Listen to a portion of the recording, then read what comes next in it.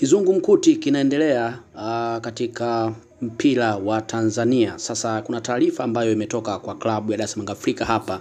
Tunakwenda kuisoma kama ifuatavyo.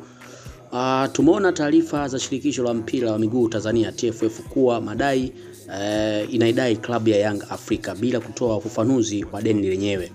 Tungependa kujulisha umma kuwa klabu ya Dar es Salaam Afrika haijawahi kulipwa fedha yoyote ya ubingwa wa kombe la shirikisho kwa msimu mitatu mfululizo 2021, 2022, 2022, 2023 na 2023 kwenda 2024.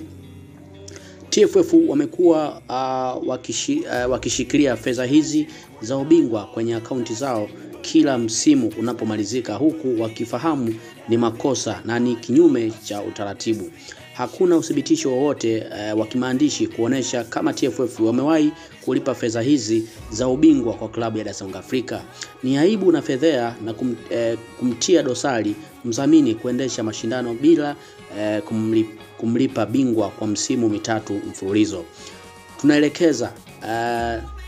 Tunaelekeza dawa ya deni ni kulipa kwa wakati, ikiwa ni haki ya mshindi na mpa heshima mdhamini wa mashindano. Ieleweke, ada za malipo ya wachezaji wa kigeni walizozisema kwenye taarifa yao kulipwa mwanzo wa msimu mpya, na hela hizi za ubingwa hutolewa mwisho wa msimu.